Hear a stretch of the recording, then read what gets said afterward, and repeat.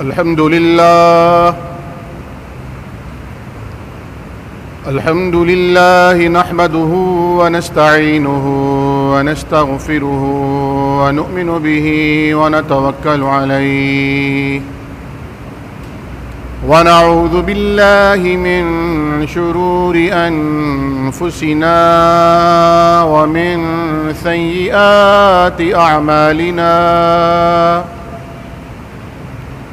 من يهده الله فلا مضل له ومن يضلل فلا هادي له وأشهد أن لا إله إلا الله وحده لا شريك له وأشهد أن محمدًا عبده ورسوله أرسله بالحق بشيرا ونذيرا وداعيا إلى الله بإذنه وسراجا منيرا اللهم صل على محمد وعلى آل محمد كما صليت على إبراهيم وعلى آل إبراهيم إنك حميد مجيد اللهم بارك على محمد وعلى آل محمد كما باركت على إبراهيم وعلى آل إبراهيم إنك حميد مجيد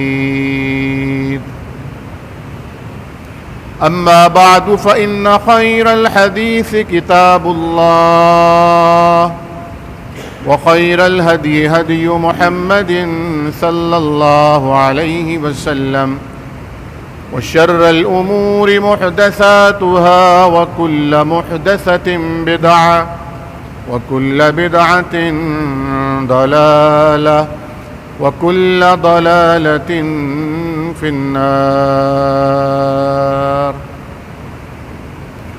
أعوذ بالله السميع العليم من الشيطان الرجيم من همزه ونفخه ونفثه بسم الله الرحمن الرحيم والعصر إن الإنسان لفي خسر إلا الذين آمنوا وعملوا الصالحات وتواصوا بالحق وتواصوا بالصبر۔ تمام تعریفات، ہر قسم کا شکر اور ستائش اللہ رب العالمین کے لائق اور زیبا ہے، جس نے انسان پر ان گنت بے حد و شمار احسانات فرمائے ہیں۔ وَإِن تَعُدُّوا نِعْمَةَ اللَّهِ لَا تُحْصُوهَا، اگر انسان اللہ کی نعمتوں کو گننا اور شمار کرنا چاہے تو ناکام ہو جائے گا، ان کا احاطہ نہ کر پائے گا۔ لاکھوں کروڑوں بے حد و حساب درود و سلام سرور کائنات، فخر موجودات، اولین و آخرین کے امام جناب محمد الرسول اللہ صلی اللہ تعالی علیہ وعلا آلہ وسلم کی ذات اقدس و اطہر کے لیے، جن کی ذات تمام ذاتوں میں اعلیٰ، جن کی بات تمام باتوں سے اعلیٰ اور بہتر ہے۔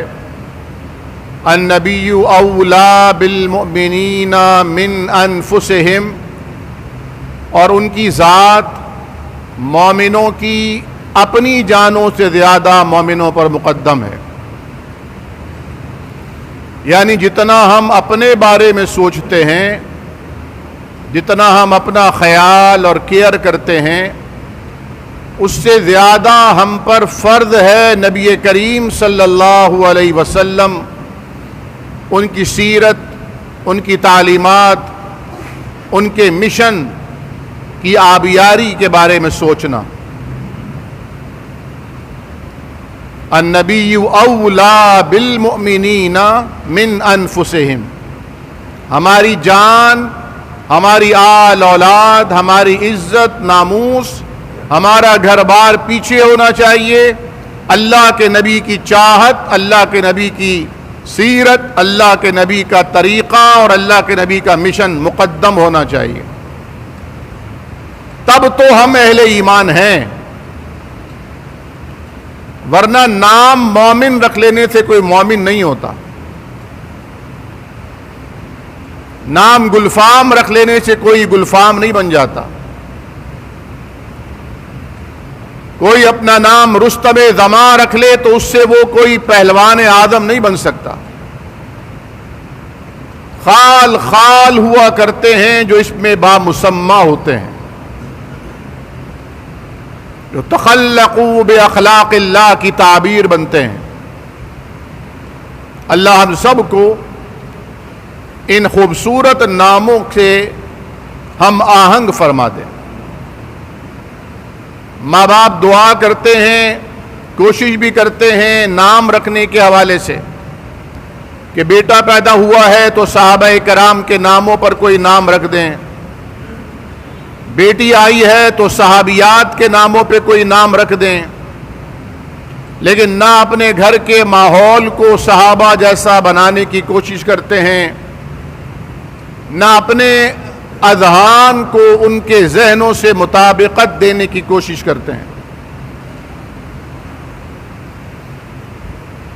میں نے سورہ مبارکہ جو تلاوت کی ہے قرآن کریم کی مختصر ترین صورتوں میں یہ شمار ہوتی ہے، لیکن اگر یہ کہا جائے کہ یہ پورے قرآن کا خلاصہ ہے تو غلط نہیں ہوگا، کیونکہ اس میں دنیا کی بے ثباتی اور بے قراری کا بھی بیان آ گیا، اس میں انسان کے خسارے سے بچنے، نقصان سے محفوظ رہنے کا بھی طریقہ بیان ہو گیا، اس کی دنیاوی اور اخروی نجات کا سامان بیان کر دیا۔ پھر اسی 4 آیات پر مبنی سورہ مبارکہ نے ایمان ہے کیا بتلا دیا۔ فرمایا والعصر،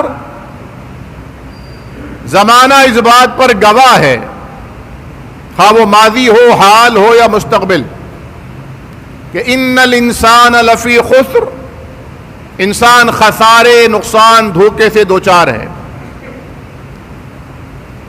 جس چیز کے پیچھے انسان بھاگتا ہے جب وہ مل جاتی ہے تو کہتا ہے یہ چیز تھی جو میں بھاگ رہا تھا، بس اتنی سی تھی۔ ہر چیز کا مزہ اور ہر چیز کا لطف اس وقت تک ہے جب تک وہ مل نہیں جاتی۔ کھانے کا بھی آپ دیکھ لیجئے، ذائقہ اس وقت تک ہوگا جب وہ آپ کی زبان سے ٹچ کرے گا، جہاں وہ حلق سے نیچے اترا ذائقہ ختم۔ شراب کے پیچھے بھاگتا ہوا انسان سمجھتا ہے پانی مل جائے گا، لیکن وہ شراب ہوتا ہے۔ والعصر، شداد جتنی دولت آ گئی، اس نے اپنے دور کے علماء سے پوچھ پوچھ کر کہ اللہ اپنے پسندیدہ بندوں کو کیا دے گا، کہا جنت کی نعمتیں دے گا، جنت کیسی ہوگی، جنت کی دیواریں کیسی ہوں گی، درخت کیسے ہوں گے، ساری دولت لگا دی جنت بنانے میں، لیکن ان الانسان لفی خسر، انسان خسارے سے دوچار ہوا۔ ماضی نے بھی فیصلہ دیا، حال بھی بتا رہا ہے اور مستقبل بھی یہی گواہی دے گا، کیونکہ وَمَنْ أَصْدَقُ مِنَ اللَّهِ قِيلًا، دنیا کے سارے تجربات غلط ثابت ہو سکتے ہیں، قرآن کی کوئی ایک آیت بلکہ قرآن کا کوئی ایک لفظ بھی غلط ثابت نہیں ہو سکتا۔ اسے پڑھنے سے پہلے بتایا گیا، شک کی پٹی اتار دو، لا ریب فیہ، اس پہ کوئی شک نہیں ہے، کوئی ریب، کوئی تذبذب، کوئی ڈاؤٹ اگر لے کر آئے ہو تو یہ قرآن تمہارے لیے ہدایت کا سامان نہیں کر سکتا۔ کیا فرمایا؟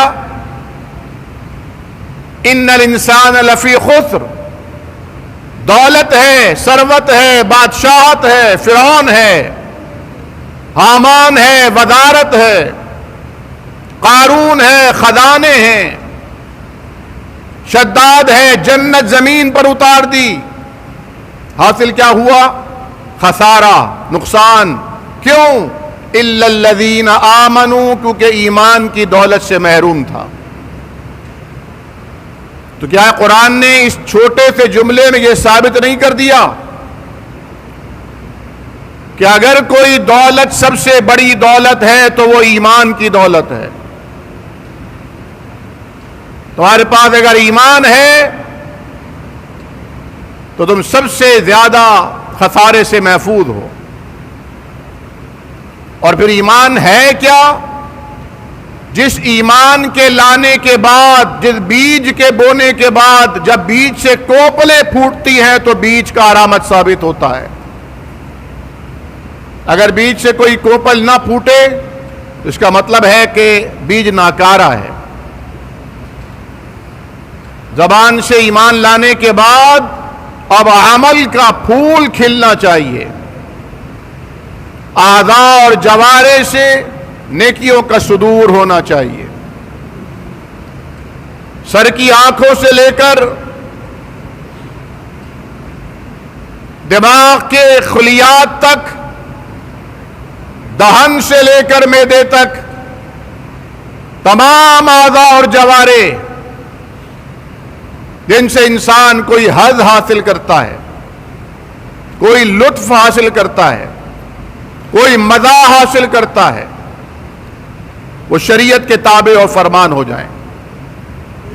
نبی کریم صلی اللہ علیہ وسلم نے فرمایا، ذاق طعم الایمان، اس شخص نے ایمان کا مزہ چکھ لیا، من رضا باللہ ربا، جو اللہ کے رب ہونے پہ راضی ہو گیا، اللہ کے فیصلوں پر راضی ہو گیا، اللہ نے اس کے لیے جیسے جینا پسند کیا ہے وہ اس طرح زندگی گزارنے پر آمادہ و تیار ہو گیا، اسے اصل میں ایمان کا ذائقہ پتہ چلا ہے، اسے ایمان کا لطف آیا ہے۔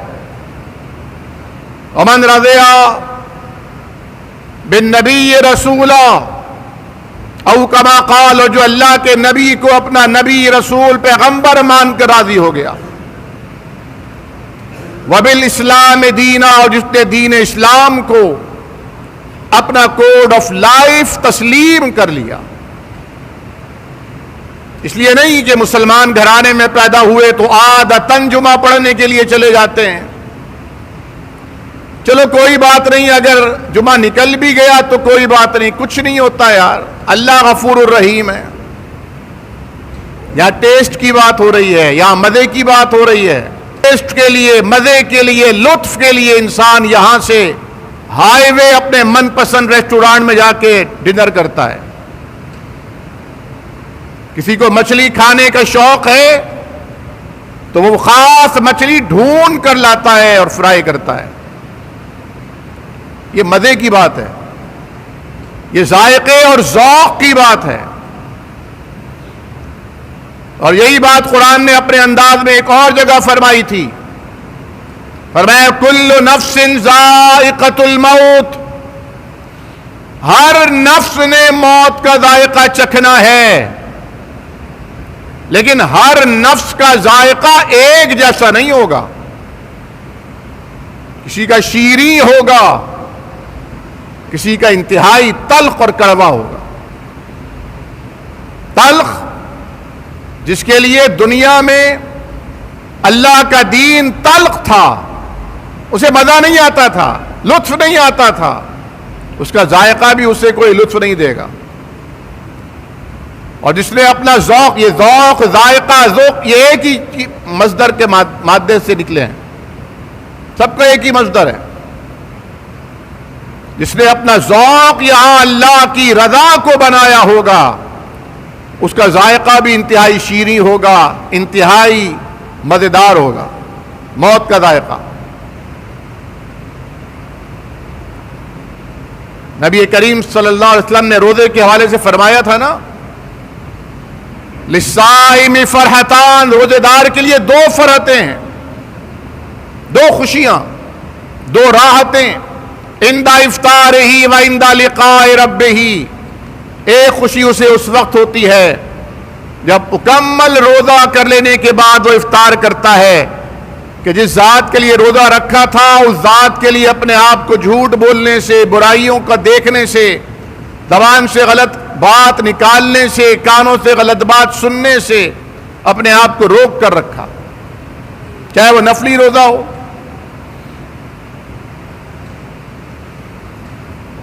وَفَرْحَةٌ عِنْدَ لِقَاءِ رَبِّهِ، اور ایک خوشی اس وقت ہوتی ہے جب وہ دنیا کو چھوڑ کر اپنے رب سے مل رہا ہوتا ہے۔ اس طرح ہمیں دنیا سے جانے کا دکھ ہوتا ہے، اللہ والوں کو دنیا سے جانے کی خوشی ہوتی ہے۔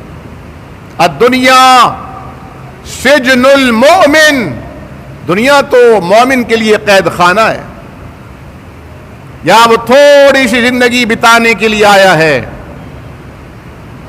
اس کے لیے ایک مینول دیا گیا ہے، مینیو کارڈ دیا گیا ہے، اس طرح کھانا ہے، اس طرح پینا ہے، اس طرح رہنا اور سہنا ہے۔ اس کے بعد جب مر جاؤ گے تو دراصل مرو گے نہیں، اب زندگانی شروع ہوگی۔ اللہ کے حبیب فرمایا کرتے تھے، اللہم لا عیش الا عیش الآخرہ، زندگی دنیا کی زندگی نہیں ہے اللہ، زندگی تو آخرت کی زندگی ہے۔ زندگی کا مطلب جینا ہے نا۔ اچھا بھائی، یہ جمعے کے خطبے میں آپس میں بات کرنا تو بالکل منع ہے، سخت ترین ممانعت ہے۔ یہاں تک فرمایا گیا کہ اگر کوئی برابر والا آ کر آپ کو سلام کرے تو آپ جواب بھی نہ دیں، جبکہ آپ جانتے ہیں کہ نماز میں بھی پہلے صحابہ کرام کو اجازت تھی جواب دینے کی۔ کوئی نماز پڑھنے کے لیے آتا مسجد میں، جماعت شروع ہو چکی ہوتی تو وہ آگے کہتا السلام علیکم، تو صحابہ کرام کہتے وعلیکم السلام ورحمۃ اللہ۔ پھر ممانعت ہو گئی، بعد میں ممانعت ہو گئی کہ پہلے تمہیں اجازت تھی، اب تم سلام کا جواب نہیں دو گے، بلکہ جب تم نے اللہ اکبر کہہ دیا تو السلام علیکم ورحمۃ اللہ، نماز ختم ہونے تک کسی سے کوئی کلام، کوئی بات چیت کچھ نہیں کرنا۔ لیکن اس کی اجازت دی کہ جب کوئی سلام علیکم کہے مسجد میں آتے ہوئے تو نماز پڑھے، گھر میں نماز پڑھ رہے ہو، نفل نماز ہے، کوئی آ کے سلام کہتا ہے اور آپ نے نیت باندھی ہوئی ہے تو آپ ہاتھ کا اشارہ ایسے کر دیں، بس ہاتھ کا اشارہ کر دیا، یعنی آپ کو سلام کا جواب دینے کی فضیلت اور قرآن کے حکم پہ عمل ہو گیا۔ لیکن خطبہ جمعہ کا ایک خاص ادب یہ بیان کیا گیا کہ کوئی آ کے آپ سے پوچھے جماعت کب کھڑی ہوگی، عموماً یہی سوال ہوتا ہے، کوئی آدمی آتا ہے برابر والے پوچھے جماعت کب کھڑی ہوگی، بھائی تو ابھی کھڑی کر لے، گھڑی لگی ہوئی ہے یہاں پر۔ آج پابندی کروں گا انشاءاللہ، طبیعت ناساز ہے، دعا فرمائیں اللہ پاک جو بیمار ہیں سب کو شفا کاملہ عاجلہ عطا فرمائے۔ میرے والد صاحب کی طبیعت بھی خراب ہے، ہمارے یہاں بزرگ آئے ہوئے ہیں ان کی بھی طبیعت، ہر گھر میں کوئی نہ کوئی بیمار پڑا ہے، وائرل فیور ہے، ڈینگی فیور ہے، اللہ تعالیٰ سب پر رحم اور کرم کا معاملہ فرمائے۔ خاص طور پر وہ لوگ جو بیچارے غریب ہیں، جو اپنا ٹیسٹ بھی نہیں کرا پا رہے، جو اچھے ڈاکٹر کا انتخاب بھی نہیں کر پاتے، اور بالخصوص وہ جو سیلاب زدگان کی اس وقت مجبوری اور قسمہ پرسی کے عالم میں کیمپ بھی نہیں کہہ سکتے، کہیں کھلے آسمان تلے، کہیں کسی درخت کے نیچے، کہیں کسی خیمے کے نیچے وہ بیٹھے ہیں، اللہ تعالیٰ ان پر بھی، ہم پر بھی، سب پر اپنا رحم اور کرم کا معاملہ فرما دے۔ قرآن نے کہا خلق الانسان ضعیفا، انسان نہایت کمزور پیدا کیا گیا ہے۔ تو کیا بات ہو رہی تھی کہ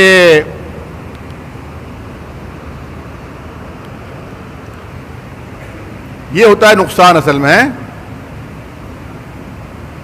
بول تو آپ مجھ سے تو بات کر سکتے ہو، بولو۔ نہیں وہ تو اس لیے تو وہ تو جملہ معترضہ آ گیا تھا، اس سے پہلے جو اصل میں بات ہو رہی تھی وہ موضوع کی مناسبت سے تھی. بہرحال ہم یہاں پر مومن کی بات ہو رہی تھی شاید کہ مومن یہاں پر قید خانہ ہے، وہ اصل میں جنت ہے، وہ اصل میں راحت ہے جو اس زندگی کے بعد شروع ہوتی ہے.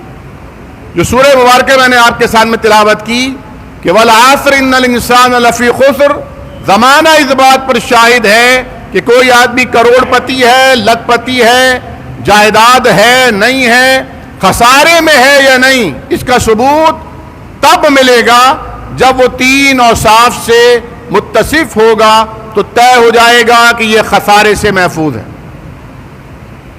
اس کا نقصان نہیں ہوگا. الذین آمنوا، جو ایمان لے آئے، وعملوا الصالحات، اور نیک اعمال بجا لائے، نیک اعمال. اور یاد رکھیے نیکی کا ایک حسن ہے، نیکی میں ایک اٹریکشن اور جاذبیت ہے. نیکی وہ ہے کہ جب آپ ایک نیکی کرتے ہیں تو دوسری نیکی کے لیے راہ ہموار ہوتی ہے. آپ تجربہ کر لیجئے، آپ قرآن کریم کا ایک صفحہ پڑھیے، دوسرا صفحہ پڑھنے کا جی چاہے گا. آپ 2 نفل کی نیت کیجئے، آپ کا جی چاہے گا میں 2 اور پڑھ لوں. آپ 10 روپے صدقہ دیجئے، آپ کا دل چاہے گا میں 10 روپے اور صدقہ دے دوں. یہ نیکی کی ایک کیفیت ہے. نیکی کی راہ پر چلتے ہیں تو نیکی کا کام اللہ تعالیٰ آسان کر دیتا ہے. آمنوا وعملوا الصالحات، یہ چولی اور دامن کا ساتھ ہے. ایسا نہیں ہے کہ آپ ایمان لائے اور آپ نے کوئی نیکی کے کام نہیں کیے یا اپنی مرضی کے نیکی کے کام کر لیے. نیکی بھی وہ ہے جو کائنات کے سب سے زیادہ نیک ترین انسان جناب محمد الرسول اللہ صلی اللہ علیہ وسلم کی نظر میں نیکی ہے. یعنی مسنون نیکی جنہیں کہتے ہیں، جو اللہ کے حبیب سے ثابت ہیں. اور تیسرا جو وصف ہونا چاہیے اہل ایمان میں، خسارے سے بچنے والوں میں، وہ ہے وَتَوَاصَوْا بِالْحَقِّ، وہ ایک دوسرے کو حق کی تلقین کرتے ہیں، نیکی کی باتیں بتاتے ہیں، اچھائی پر ابھارنے اور ترغیب دینے کے لیے کوشاں ہوتے ہیں. اور چوتھا وصف یہ ہے وَتَوَاصَوْا بِالصَّبْرِ، کہ جب انہیں کوئی مشکل آتی ہے، کوئی پریشانی آتی ہے تو یہ نہیں کہتے یار اب تو تمہیں منع کرتے تھے، ہم نے تو پہلے ہی کہا تھا، تم بہت مولوی بنے پھرتے ہو. یاد رکھیے تبلیغ کا کام، دین کی دعوت کا کام مولویوں کی ذمہ داری نہیں ہے، صرف من حیث المجموعی یہ ہر مسلمان کی ذمہ داری ہے. تو وہ بجائے ٹینشن میں اضافہ کرنے کے تسلی کے بول دیتے ہیں. وَتَوَاصَوْا، وصیت کرتے ہیں، نصیحت کرتے ہیں، حوصلہ بڑھاتے ہیں. بالصبر، ثابت قدمی کے ساتھ رہنا. میرے بھائی جمے رہنا، ساری کائنات کا مالک اللہ موجود ہے. اللہ ہے، نہ وہ چھٹی پر جاتا ہے، نہ نعوذ باللہ رخصت پر ہوتا ہے، نہ نعوذ باللہ ولا یعود حفظہما، نہ زمین و آسمان کی حفاظت کا کام اس کے لیے دشوار ہے. لا تأخذہ سنۃ ولا نوم، نہ اسے نیند آتی ہے، نہ وہ اونگتا ہے، نہ وہ غافل ہوتا ہے. وہ ہے. دنیا کے سارے سہارے بھی اگر چھوٹ جائیں اور اللہ ہے تو حسبنا اللہ ونعم الوکیل. مومن کا جذبہ کیا ہونا چاہیے؟ کافی ہے ہمارے لیے اللہ اور وہ بہترین کارساز ہے. وکیل کہتے ہیں کام بنانے والے کو. جس طرح ہم کبھی پھنس جائیں تو ہم تلاش کرتے ہیں یار کوئی اچھا وکیل ہے. اللہ الوکیل ہے.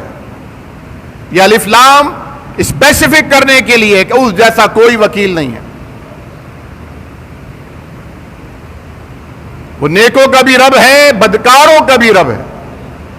گناہگار بھی اگر اس کے دروازے پر جاتے ہیں تو انہیں تانا نہیں دیتا، دھتکارتا نہیں ہے. یہ نہیں کہتے کہ جاؤ کسی نیک کو لے کر آؤ، تمہاری نہیں سنوں گا اس کی سنوں گا. نہیں، ایسا نہیں ہے. بلکہ نبی کریم صلی اللہ علیہ وسلم نے فرمایا اتقوا دعوت المظلوم، لوگوں مظلوم کی بد دعا سے بچنا. کسی پر ظلم نہ کرنا.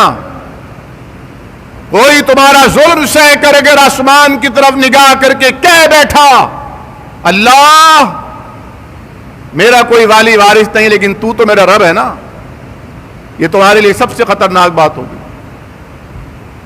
کسی کو اللہ کی عدالت میں اپنے خلاف جانے نہ دینا, معافی مانگ لینا. فرمائے اتقوا دعوت المظلوم, مظلوم کی بد دعا سے بچو, اور مظلوم مومن ہو یا کافر, کیونکہ ایسا نہیں ہے کہ اللہ سے مومن بندوں کی سنتا ہو, کافروں کی بھی سنتا ہے. میں نے پچھلے جمعے کو عرض کیا تھا وہ تو جانوروں کی سنتا ہے. قرآن سے سورہ نمل سے آپ کو بتایا تھا کہ سلیمان علیہ السلام کے لشکر کو واپس پھیر دیا گیا, فرمایا ہماری ضرورت نہیں رہی. اللہ کی ننھی ننھی مخلوق چیونٹیوں نے اللہ سے بارش کی دعا کی ہے, اللہ بارش برسا دے گا. انہو سمیع المجیب, وہ جواب بھی دیتا ہے, قبول بھی کرتا ہے, سنتا بھی ہے. تو اللہ ہے. وَتَوَاصَوْا بِالصَّبْرِ, وہ ایک دوسرے کو صبر کی تلقین کرتے ہیں. بھائی جمے رہنا, نیکی کا کام شروع کیا نا, ہٹنا نہیں پیچھے. ایک صحابی آیا, رسول اللہ سب سے بڑی نیکی کیا ہے؟ آپ نے فرمایا قُلْ آمَنْتُ بِاللَّهِ ثُمَّ اسْتَقِمْ. اس نے کہا مجھے ایسا گر بتائیے, بس ایک بات بتائیے, اتنی ساری باتیں میں اپنے ذہن میں نہیں بٹھا سکتا, کوئی ایک بات بتا دیجئے جسے لے کر جم جاؤں, نجات پا جاؤں.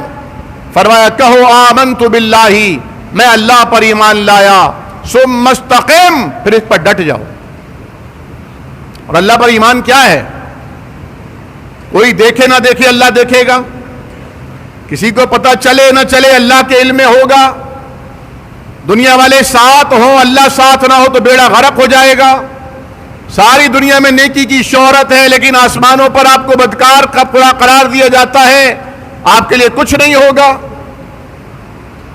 گھر کے اندر آپ کے نکاح میں آنے والی بیوی ہے, آپ اس کے حقوق کا خیال کرتے ہیں, آپ کا دل نہیں چاہ رہا لیکن مسکرا کر جواب دیتے ہیں. کبھی کبھی انسان کی طبیعت ہوتی ہے, کبھی باہر کے مسائل ہوتے ہیں, کبھی گھر کی مشکلات ہوتی ہیں, کبھی اخراجات ہوتے ہیں, کبھی لائبٹیز ہوتی ہیں, کبھی انسان کے اوپر دباؤ ہوتا ہے, کبھی طبیعت خراب ہوتی ہے. غصہ آنا فطری بات ہے, لیکن اسے عادت بنا لینا, مسکرانا بھول جانا, شفقت سے اعراض کر لینا کہ لوگوں کو گمان ہونے لگے کہ کوئی تعویذ تو نہیں ہو گیا, کوئی گنڈا تو نہیں ہو گیا, کوئی اس پہ آشیب تو نہیں آ گیا, کسی نے بندش تو نہیں کرا دی, مسکراتا ہی نہیں ہے.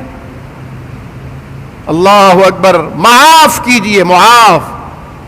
ہمارے نبی معافی کے پیغمبر تھے, آپ معاف کر دیا کرتے تھے, درگزر کر دیا کرتے تھے. کبھی بیوی کو یہ موقع دیجئے وہ بھی چلا لے, وہ بھی غصہ کر لے, اس پر آپ خاموش رہیے, پھر وہ آپ کو ہی موقع دے گی. بعض لوگ ہوتے ہیں وہ بیوی کو منہ ہی نہیں لگاتے, بات کھانا نہیں کھائیں گے اس کے ساتھ, چائے نہیں پئیں گے. 1 2 3 مہینے سال گزر گئے, بیوی ہے تو گھر میں, بچوں کی ماں تو ہے, لیکن وہ انسیت, وہ محبت, وہ اظہار سب ختم ہو گیا. دل, چلو دل سے ہوتی ہے محبت, لیکن آپ تو اللہ کے لیے کر رہے ہیں, آپ اللہ کے لیے, اللہ کو دکھانے کے لیے. کسی عربی شاعر نے ایک بڑی پیاری نظم لکھی تھی, هل لك سرا عند اللہ, کیا تیرے پاس کوئی ایسا عمل ہے جو تیرے اور اللہ کے درمیان راز ہو. جیسے میں ابھی جمعہ پڑھا رہا ہوں, آپ سب دیکھ رہے ہیں, تو راز نہیں ہوا نا. آپ بیٹھے ہوئے ہیں, آپ نماز پڑھے, راز تو نہیں ہوا. ابھی کوئی مسجد والے جھولی پھیلائیں گے, آپ اس پہ جا کر 1000 500 100 روپے ڈالیں گے, راز تو نہیں ہوا. راز وہ راز جو آپ کے اور آپ کے رب کے درمیان ہے. اور میں بڑے عرصے سے سوچ رہا تھا کہ کیسے ہوتا ہے راز. کسی کی مدد بھی کر دی اگر آپ نے تو بھی راز تو نہیں ہوا. ٹھیک ہے, اور کسی کو پتہ نہیں, لیکن اس کو تو پتہ ہے نا کہ آپ نے اس کے ساتھ تعاون کر دیا, آپ نے اس کی ہیلپ کر دی, راشن دے دیا, خاموشی سے آپ نے اس کی جیب میں یا ہتھیلی پہ پیسے رکھ دی, اس کو تو پتہ چل گیا. راز کیسے ہوگا, بڑے عرصے سے سوچ رہا تھا. الحمدللہ میری ہی ایک اسٹوڈنٹ نے ایک خوبصورت جملہ اللہ نے اس کی زبان سے ادا کرا دیا کہ راز کیا یہ تو نہیں ہوگا کہ آپ کے دل میں گناہ کا خیال آیا, برائی کا خیال آیا, کسی پہ غصہ کرنے کا من چاہا, اور آپ نے وہاں اپنے نفس پر قابو پا لیا. دل کے حال تو اللہ ہی جانتا ہے نا. حل لک سرا عند اللہ, اس نیکی کا آپ اور آپ کے رب کے علاوہ کوئی گواہ نہیں ہوگا. یہ ایسا راز ہوگا جو اللہ کے علم میں ہے اور کسی کے علم میں نہیں ہوگا, حتیٰ کہ کوئی بھی نہیں جان سکتا. آپ کیا سوچ رہے تھے؟ وَتَوَاصَوْا بِالصَّبْرِ. اب بہت کم ٹائم رہ گیا, انتہائی اختصار کے ساتھ 3 باتوں پر آپ سے گفتگو کرنا چاہوں گا. پہلی بات, جب ہم یہ کہتے ہیں کہ ہمارے ذمہ ہے کہ ہم نیکی کی تلقین کریں, تو ہم میں سے ہر آدمی جج بن جاتا ہے. جج نہیں بننا ہے. الدین النصیحہ, دین خیر خواہی کا نام ہے, لوگوں کا بھلا چاہنا ہے. اور یہ یاد رکھیے, بعض احکامات وہ ہیں جن میں عزیمت کی راہ اختیار کی جا سکتی ہے, بعض وہ ہیں جن میں رخصت کی راہ اختیار کی جا سکتی ہے. آپ اپنے لیے چنیے عزیمت کی راہ. دوسرا اگر کوئی عزیمت کی راہ پہ نہیں چلتا تو اس کے لیے چنیے رخصت کی راہ. نبی کریم صلی اللہ علیہ وسلم سے زیادہ کوئی دین جانتا تھا؟ سوال ہی نہیں ہو سکتا پیدا. ایک صحابی ہے, یا رسول اللہ, بدو صحابی ہیں, دیہاتی, مجھے اتنا دین بتائیے جس میں عمل کروں نجات پا جاؤں, نہ میں اس پہ کوئی اضافہ کروں گا نہ کمی کروں گا. آپ نے صرف فرائض بتا دیے. دن میں 5 وقت نماز پڑھنی ہے, فجر کی 2 رکعتیں, ظہر کی 4, عصر کی 4, مغرب کی 3, عشاء کی 4. رمضان کے روزے رکھنے ہیں, رمضان کے پہلی رمضان سے لے کر عید الفطر کے چاند تک روزے رکھنے ہیں ہر سال. مال ہو تو 2.5% زکوٰۃ دینی ہے, 2.5%. نہیں ہے تو نہیں دو. مطلب 1 روپیہ بھی وہ صدقہ نہیں کر رہا, خیرات نہیں کر رہا, انفاق نہیں کر رہا, زکوٰۃ دینا فرض ہے. پھر میں اگر حیثیت ہے تو حج کے لیے جاؤ, نہیں ہے مت جاؤ. فرائض بتا دیے اسے. اس نے قسم کھا کے کہا, واللہ لا ازید ولا انقص من ذلک, اللہ کی قسم, نہ میں اس میں اضافہ کروں گا کسی بات کا, نہ کمی کروں گا.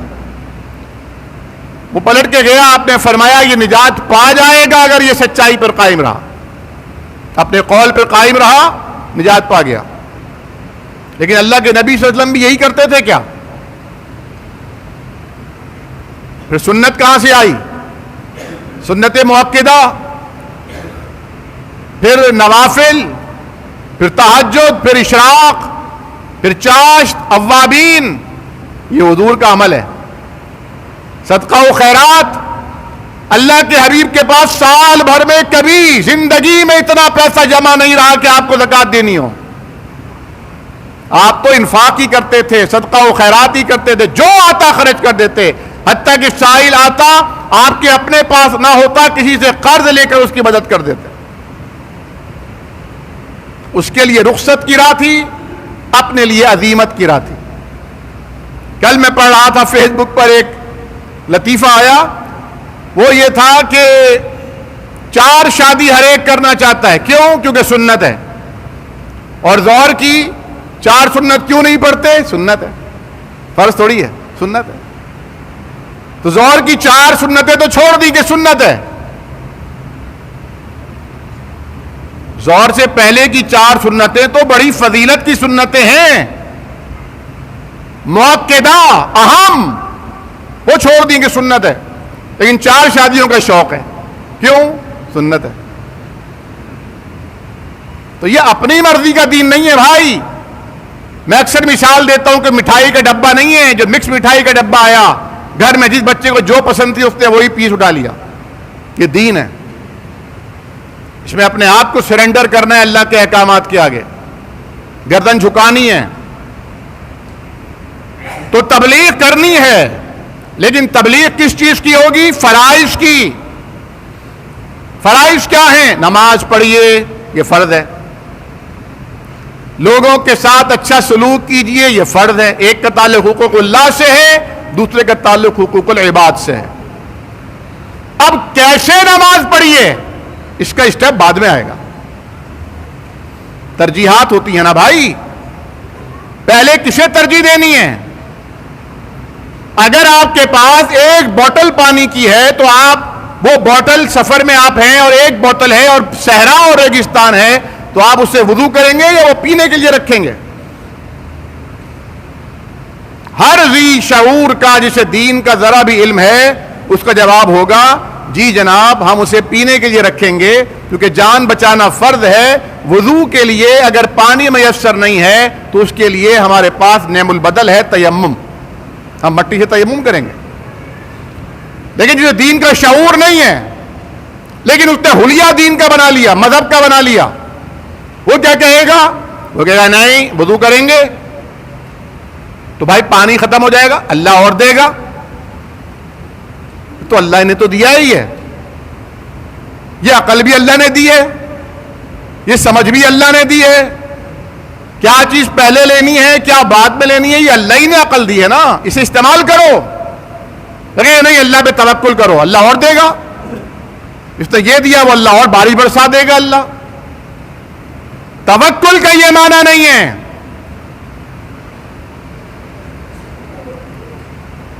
تو تبلیغ آپ نے کرنی ہے فرائض کی, آپ نے سچ بولنے کی تبلیغ کرنی ہے. آپ خود جھوٹ نہ بولیے اور کسی کو جھوٹ بولنے کی اجازت نہ دیجیے. آپ نے تبلیغ کرنی ہے غیبت سے انکار کی, بھائی غیبت نہ کرو, ساری نیکیاں ضائع ہو جائیں گی تمہاری. حسد نہ کرو, یہ حسد تمہاری نیکیوں کو کھا جائے گا. یہ تبلیغ کرنی ہے آپ نے. آپ نے تبلیغ کرنی ہے کہ بھائی قرآن پڑھتے ہو؟ نہیں قرآن تو نہیں پڑھتا, پڑھا ہوا نہیں ہے قرآن. یار کچھ خدا کا خوف نہیں ہے؟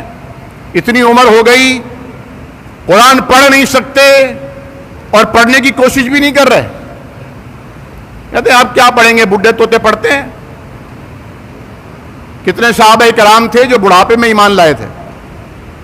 آج بھی ابھی میں پڑھ رہا تھا, ایک ہندو لڑکا اسلام قبول کرتا ہے, ماں باپ رشتہ ناتا توڑ دیتے ہیں, اپنے گھر سے باہر جا کے کسی مدرسے میں طالب علم بنتا ہے, وہاں سے پھر مدینہ یونیورسٹی چلا جاتا ہے, پھر وہیں استاد لگتا ہے. آج اسے دنیا محدث اعظمی کے نام سے جانتی ہے. پچھلے دنوں انتقال ہوا. عربوں کو پڑھایا, عجمیوں کو پڑھایا, نسلاً ہندو تھے. الیس للانسان الا ما سعی, انسان کے لیے وہی ہے جس کی وہ کوشش کرتا ہے. بڑے بڑے پی ایچ ڈی, بڑے بڑے M B B S doctor ہیں, دنیا کی لینگویجز پڑھ سکتے ہیں, سرجریز کر سکتے ہیں, قرآن نہیں پڑھنا آتا, کوشش بھی نہیں کر رہے. قرآن پڑھنا سیکھیے. پیسہ لگتا ہے پیسہ لگائیے, فری میں ہوتا ہے فری میں پڑھیے, لیکن پڑھیے, سمجھ کے پڑھنے کی کوشش کیجیے. کسی کو استاد بنا لیجیے, کسی سے درخواست کیجیے بھائی مجھے یہ سمجھ نہیں آ رہا مجھے سمجھا دیجیے. اس میں کوئی شرم کی بات نہیں ہے. ہم آج بھی اپنے اساتذہ سے رجوع کرتے ہیں کہ کوئی مسئلے میں پھنس جائیں. جیسے بھی میں نے آپ کو بتایا, میں برسہ برس سے سوچ رہا ہوں کہ یار اس کا کون سی نیکی ہوگی, میری اسٹوڈنٹ نے بتا دیا. اس میں کوئی شرم کی بات نہیں ہے, ایڈمٹ کرنے میں بھی شرم کی بات نہیں ہے. قرآن کہتا ہے تمہیں تو بہت تھوڑا علم دیا گیا ہے, تم نے دعا کرنی ہے, کوشش کرنی ہے, رب زدنی علما, اللہ ہمارے علم میں اضافہ فرما, ہمیں علم میں زیادہ فرما دے. تو تبلیغ کب کیا کیسے کرنی ہے, یہ پورا ایک حکم ہے, پورا ایک دعویٰ کا اسالیب ہے. یہ نہیں ہے کہ آپ نے کسی کے گلے میں تعویذ لٹکا ہوا دیکھا کینچی سے کاٹ دیا, آپ نے کسی کی شلوار دیکھی ٹخنے سے نیچے ہے آپ نے اس کو جھاڑ دیا. پہلے ہمارے بھائی دوست جذباتی تھے, وہ جو ہے وہ کھڑے رہتے تھے اجتماع گاہ کے باہر, جو آ رہا ہے نا شلوار جس کی نیچے ہے کینچی سے کاٹ دیتے تھے. اب الحمدللہ ماڈریٹ ہو گئے, اللہ کے شکر ہے, سمجھدار ہو گئے الحمدللہ. کب کیا کسی نے کہا نا کہ انسان 3-4 سال میں سیکھ جاتا ہے بولنا, پھر اسے اچھی طرح الفاظ, جملے, تراکیب سب آ جاتی ہیں, اچھی طرح بات کر رہا ہوتا ہے, لیکن ساری زندگی یہ نہیں سیکھ پاتا کب اسے کیا بولنا ہے. اسے کہتے ہیں موقع محل. کیا یہ بولنے کا موقع ہے؟ کیا یہ بولنے کا محل ہے؟ قرآن کریم کی 2 آیات مبارکہ سنیے. ایک میں فرمایا ادعو، بلاؤ، الی سبیل ربک، اپنے رب کے راستے کی طرف، علل ٹپ نہیں، بالحکمہ، حکمت کے ساتھ، دانائی کے ساتھ، پلاننگ کر کے. پہلا پیریڈ کیا ہوگا، دوسرا پیریڈ کیا ہوگا، پہلا اسٹیج، پہلا step, second step, third step. نہ آپ کی سلام دعا ہے، وہ آپ سے شدید الرجک ہے، وہ آپ کو بدعقیدہ، آپ کو مسلمان نہیں سمجھتا، وہ آپ اسے تبلیغ کر رہے ہیں. وہ کہہ رہے ہیں یہ نبی اکرم کو نہیں مانتے، نعوذ باللہ من ذالک. جو نبی کو نہ مانے وہ تو کافر ہے نا. یہ تو ہمارا بھی عقیدہ ہے. اب ایک بندہ ہمارے بارے میں یہ سوچ کر بیٹھا ہوا ہے نبی کو نہیں مانتے، نعوذ باللہ. اسے ہمارے بارے میں یہ مس گائیڈ کر دیا گیا ہے کہ ان کا تو وضو ٹوٹ جائے تو بھی نماز پڑھا دیتے ہیں، نعوذ باللہ. وہ ہمارے بارے میں یہ خبریں سن کر بیٹھے بھائی ان کے تو بھائی بہنوں کی شادیاں ہو جاتی ہیں، نعوذ باللہ، الیاذ باللہ، استغفر اللہ. تو آپ خود سوچئے جو ذہن میں ہمارے بارے میں یہ کنسپٹ لے کر بیٹھا ہوگا اس پر ہماری نصیحت کارگر ہوگی؟ اللہ کے حبیب صلی اللہ علیہ وسلم مکہ کے راستے پر ہیں، دیکھا ایک بوڑھی عورت ہے جو اپنا ساز و سامان اٹھا کر بمشکل قدم اٹھا کر شہر سے باہر جا رہی ہے، مکہ کی حدود سے. اماں خیریت، کہاں جا رہی ہو؟ بیٹا سنا ہے کہ یہاں بیت اللہ کے قریب ایک ایسا نوجوان آ گیا ہے جو ہم سے ہمارا دین چھین رہا ہے، ہمیں بدعقیدہ بنا رہا ہے، وہ ہمارے باپ دادا کے دین کے خلاف باتیں کر رہے ہیں. بھلا ہمارے باپ دادا احمق تھے، بیوقوف تھے؟ جن بتوں کو وہ پوجتے تھے وہ بت کچھ نہیں کر سکتے. بیٹا میں تو دین بچانے کے لیے یہاں سے ہجرت کر رہی ہوں، جا رہی ہوں. اچھا میں تمہارا سامان اٹھا دیتا ہوں. تم ناتواں بزرگ خاتون کیسے سامان اٹھاؤ گی؟ سامان اٹھا رہے ہیں ان کا، خیال کر رہے ہیں ان کا. بیٹا تم، اماں نام پتا ہے اس کا؟ کیا نام کیا اس کا؟ کہہ رہے ہیں ہاں محمد کہتے ہیں صلی اللہ علیہ وسلم. حضور فرماتے اچھا بیٹا تیرا نام کیا ہے؟ اماں جس نوجوان سے ڈر کر بھاگ رہی ہو نا، میں وہی نوجوان ہوں. میں ہی لوگوں کو دین کی باتیں بتاتا ہوں. ایک دم پوائنٹ آف ویو چینج ہو گیا. عمل دیکھا نا، اخلاق دیکھا، کردار دیکھا. کہنے لگی بیٹا اگر تو بتاتا ہے نا تو غلط نہیں بتا سکتا. تو بتا رہا ہے تو مجھے تجھ پر ایمان ہے. محبت پیدا کیجئے، پاس بٹھائیے. دیکھیں ہم اولیاء اللہ کی دل اور جان سے قدر کرتے ہیں، اللہ جانتا ہے. ممبر پر کھڑے ہو کر بات کر رہا ہوں. اللہ کے ہر ولی، اللہ کا ہر ولی ہمارے لیے ہمارے سر کا تاج ہے. صحابہ کرام وہ تو ہمارے لیے مشعل راہ ہے. اور حضور کریم صلی اللہ علیہ وسلم، اللہ کی قسم ہماری کوئی نماز ہو، فرض ہو، سنت ہو، کوئی دعا ہو، حتیٰ کہ نماز جنازہ ہو، ہم اسے بھی اس وقت تک مکمل نہیں سمجھتے جب تک اللہ کی توحید کے ساتھ حضور کی پر درود اور سلام نہیں پڑھ لیتے. حضور سے رشتہ ٹوٹ گیا تو پھر تو اللہ بھی نہیں ملتا. حضور اس وقت ہمیشہ سے کائنات میں اتحاد کا نقطہ ہے، ساری مسلمانوں میں اتحاد کا نقطہ. جو لوگ یہ سمجھتے ہیں نعوذ باللہ، ان کے سامنے بیٹھ کر آپ حضور کے بارے میں اپنا دین بتائیے، حضور کے بارے میں اپنے معافی ضمیر کا اظہار کیجئے، اپنے ویوز بتائیے کہ بھائی ہمارا تو باقی مسلمانوں سے جھگڑا ہی یہ ہے کہ ہم کہتے ہیں جس طرح اللہ کی توحید میں کائنات کی عظیم سے عظیم ہستی بھی شریک نہیں ہو سکتی، اسی طرح جناب محمد الرسول اللہ کی رسالت میں کائنات کی عظیم ترین ہستی بھی شریک نہیں ہو سکتی. اطاعت کے لیے یا اللہ ہے یا رسول اللہ ہے. گجراوالا میں میرے بچپن کا دور تھا، میں میرے خیال 15 سال کا تھا. ایک ہمارے اس وقت سینئر تھے، اب تو بزرگ ہو گئے، ہم ہی بزرگ ہو گئے. تو ان کے پاس ہم گئے کے گھر پر، تو سسرال تھا وہ ان کا. تو وہاں پر 2 تغرے لگے ہوئے تھے. ایک پر لکھا تھا یا اللہ اور ایک پہ لکھا تھا یا رسول اللہ. تو ہمارے ساتھ ہم تو بچے تھے, جو سینئر تھے انہوں نے کہا یار یہ کیا لگایا ہوا ہے آپ نے, یا کے معنی تو یہ ہوتے ہیں, یا کے معنی تو وہ ہوتے ہیں, یہ کیوں لگایا ہوا ہے؟ انہوں نے اتنا پیارا جواب دیا, ساری محفل زعفران زار ہو گئی. انہوں نے کہا بھائی ہمارا تو یہی عقیدہ ہے, کائنات میں یا اللہ ہے یا رسول اللہ ہے, یا اللہ ہے یا رسول اللہ ہے. عبادت کے لیے صرف اللہ, اطاعت کے لیے مستقل بالذات صرف رسول اللہ صلی اللہ علیہ وسلم.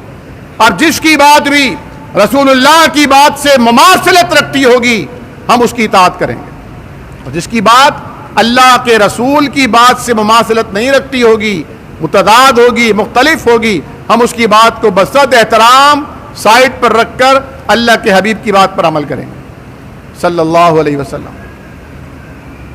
قرآن نے دوسرے مقام پہ فرمایا, پھر فرمایا وَالْمَوْعِظَةِ الْحَسَنَةِ, واعظ بھی اچھا ہونا چاہیے, گفتگو بھی بڑی پیاری ہونی چاہیے, اس میں کوئی تنقید نہیں ہونی چاہیے, کوئی کرٹیکزم نہیں ہونا چاہیے, کوئی دشنام نہیں, کوئی الزام نہیں, کوئی بحث نہیں, کوئی مباحثہ نہیں. دبا منہ سے جھاگ نکل رہے ہیں, غصے میں آ گئے, ٹینشن میں آ گئے, جہنمی ہونے کا فتویٰ دے دیا. بھائی یہ تبلیغ تھوڑی, تو فتنہ ہے, یہ کوئی تبلیغ ہے؟ ایسی کوئی تبلیغ نہیں کرنی. وَالْمَوْعِظَةِ الْحَسَنَةِ, اچھا واز, خوبصورت واز, پیاری بات. دوسرے مقام پر فرمایا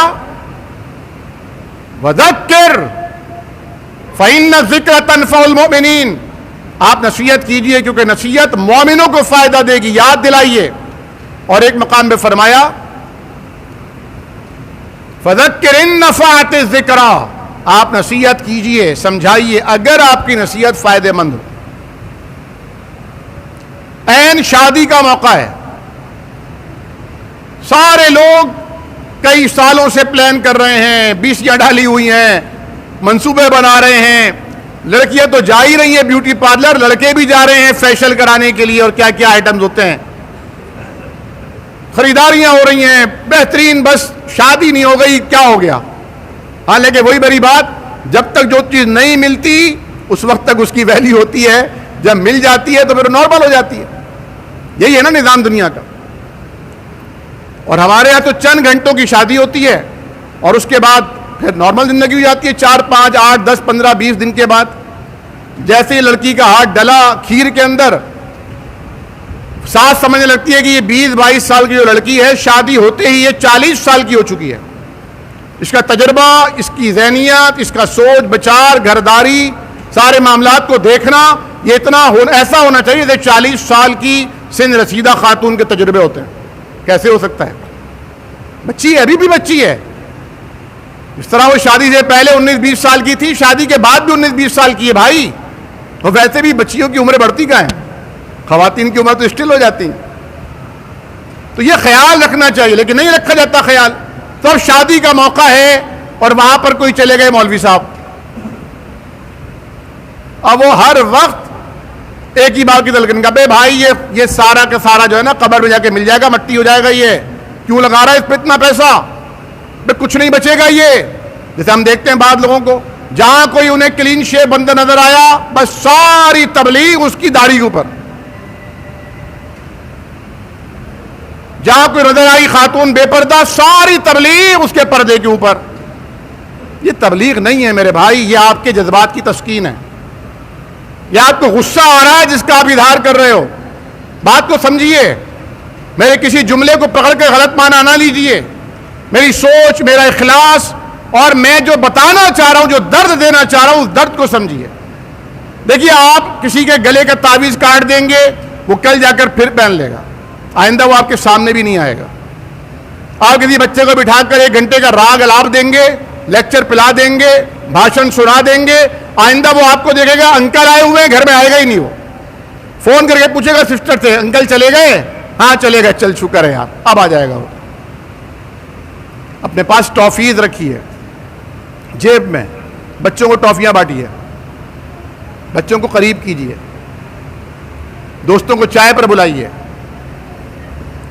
چائے پیش کیجیے, محبت کیجیے, اپنائیت کیجیے, پھر آپ انہیں بات بتائیے, اچھی بات بتائیے, موقع محل دیکھ کر بتائیے.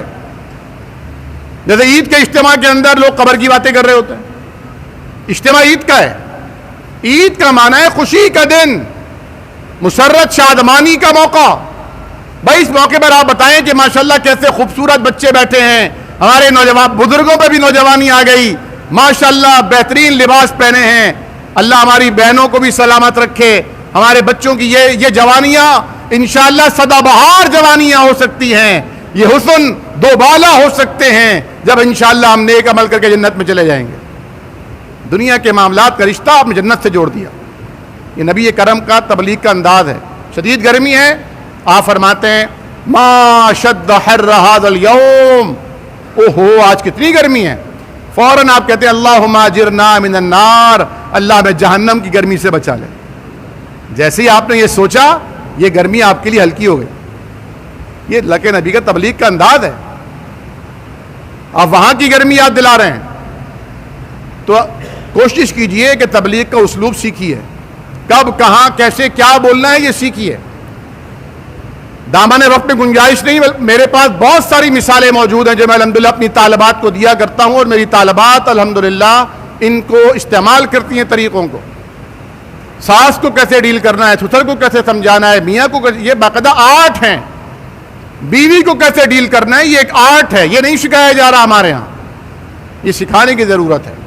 اللہ سے دعا کیجئے کہ اللہ تعالی ہمیں قرآن اور سنت کے تمام حکمتوں پر، تمام اسالیب پر عمل کرنے کی توفیق عطا فرمائے. اللہ کریم سے دعا کیجئے جو بیمار ہیں، عمران احمد سلفی صاحب کی بہن کی طبیعت کافی خراب ہے، اسپتال میں داخل ہیں. حمیدہ خاتون صاحبہ، سبیہ تھر صاحبہ، ان کے لیے بھی دعا کیجئے. امارہ صاحبہ کے لیے دعا کیجئے. میرے والد صاحب بیمار ہیں، ایک ہفتہ ہو گیا بخار نہیں اتر رہا. دعا فرمائے اللہ تعالیٰ تمام بیماروں کو شفا کاملہ عاجلہ مستمرہ دائمہ عطا فرمائے.